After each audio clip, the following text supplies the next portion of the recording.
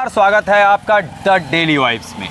अभी हम मौजूद हैं बक्सर में और हमारे साथ हैं भारतीय जनता पार्टी के जिला प्रवक्ता श्री दीपक पांडे जी। स्वागत है आपका द डेली वाइब्स। जी, आपका जो चैनल है उसको मैं बहुत बहुत धन्यवाद दे रहा हूं कि आप खुद चल के यहां आए हैं और जनता के जो समस्या है उसको आप दिखाना चाह रहे हैं। जी, अभी मैं आपसे यही पूछने वाला था कि अभी कुछ देर पूर्व ही आप लोगों ने यहाँ पे बक्सर के माननीय विधायक श्री संजय तिवारी जी का पुतला फूका है, किस लिए?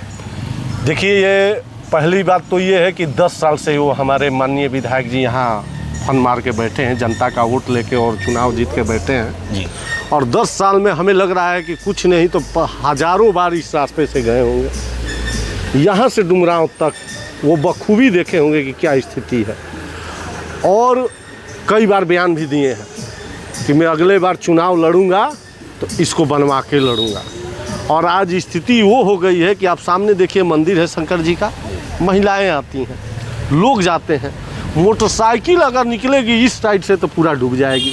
हमारे माननीय विधायक जी का समझ में नहीं आ रहा है कि उनको क्या हो गया है। मतलब कहते हैं कि खूब कार्य कर रहे हैं, कार्य दिखा रहे हैं, दिन रात मीडिया के वाया मीडिया के साथ बोलते हैं कि यहाँ किए वहाँ किए, कुछ नहीं आज तक 10 साल में किए हैं। बस सर्किट हाउस में बैठ के चाय नाश्ता करते हैं और एक सर्किट हाउस भी बुक कर लिए हैं।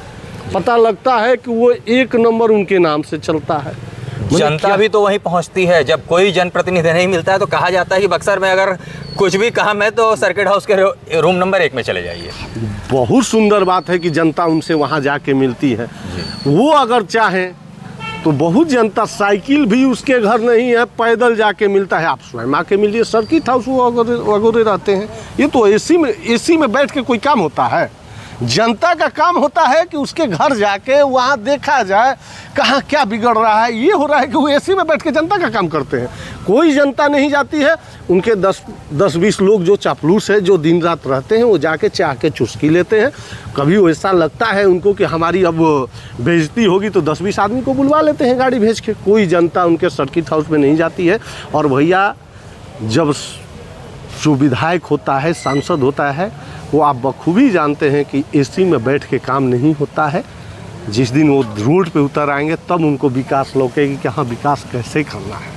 तो लगातार 2 बार से विधायक हैं मुन्ना तिवारी जी। तो हम तो आपके चैनल से बोल रहे हैं, चैनल के माध्यम से बोल रहे हैं। आप एक काम बता दीजिए सार्वजनिक कि नहीं ये काम वो किए हैं 10 साल में।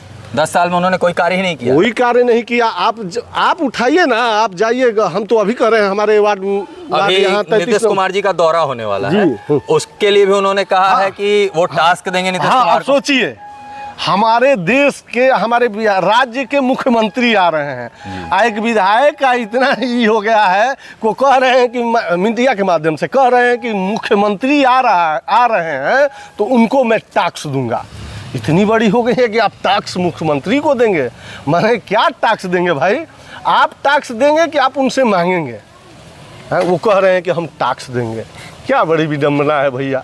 एक विधायक और भाया मीडिया के सामने बोल रहे हैं कि मुख्यमंत्री आ रहे हैं, हम उनको टैक्स देंगे। माने क्या टैक्स देंगे? वो जुमलाबाजी कर रहे हैं और ये जनता को मतलब कि भ्रमित कर रहे हैं और मीडिया के माध्यम से ही जनाना चाहते हैं कि हम बहुत काम किए हैं। मैं आपके माध्यम से अभी बोलना चाह रहा हूं, हम तो हैं नहीं कुछ, एक मामूली प्रवक्ता हैं भाजपा के। सोमवार को जितनी मेरे पास शक्ति है इसमें मैं टुकड़ा डलवाऊंगा जी।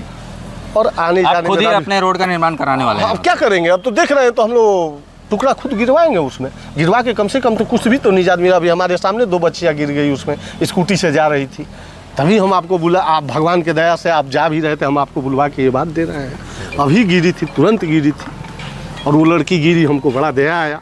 हमने बात किया एक जगह ईंट भट्ठे वाले से, कहे कि भैया 10 टाली लगेगा, टुकड़ा गिरा दो, कम से कम आने जाने में तो निजात मिले जी। यही है मेरा संकल्प। चलिए, इस कार्य के लिए आपको बहुत बहुत साधुवाद। एक और प्रश्न, अभी मोदी जी की माँ को दरभंगा में एक मंच पर गाली दी जाती है, उसमें भी विधायक जी की एक प्रतिक्रिया आती है, उस पर आप कुछ कहना चाहेंगे? विधायक जी तो बहुत कुछ प्रतिक्रिया देते हैं, बातें बोलते हैं, लेकिन अब हम क्या कहें। विधायक जी जब मोदी जी के माँ पे, वो तो कह रहे हैं कि गाली ही नहीं दिया गया है। तब हो सकता है कि पूरा बिहार हम लोग भाजपा, माने हम लोग अब वो हो गए हैं कि मतलब कि गलत हम लोग रोड पे उतर रहे हैं। माँ की गाली दे रहे हैं, तो वो अपनी माँ से, मोदी जी के माँ से शुरू किए हैं, एक प्रधानमंत्री के माँ से शुरू किए हैं। हो सकता है कि हर जगह गाली देते हों, उन लोगों का गाली का ही काम है, लूट घसोट मार पीट इज्जत लूटना, यही उनकी सरकार, उनकी जो कांग्रेस की नीति है, आरजेडी की नीति है, यही है।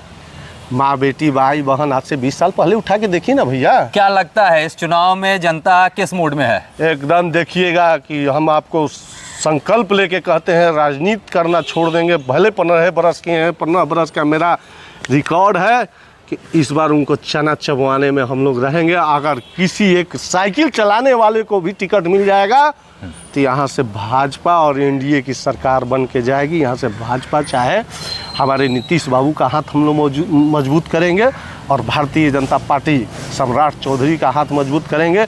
इस बार चारों विधानसभा सफाया नहीं कर दिए हम लोग, तो आप कहिएगा, आपके मीडिया के सामने हम बोल रहे हैं। चलिए, इस बार मुन्ना तिवारी दूर दूर तक नज़र नहीं आएंगे। अब जुमलाबाजी नहीं चलेगा, जिसकी अब उनके झूठ का जो पोटरी है वो खुल के और चारों तरफ छितरा गया है, जनता में घुस गया है कि वो क्या दिखाना चाहते हैं, उनका झूठा आईना बंद हो जाएगा।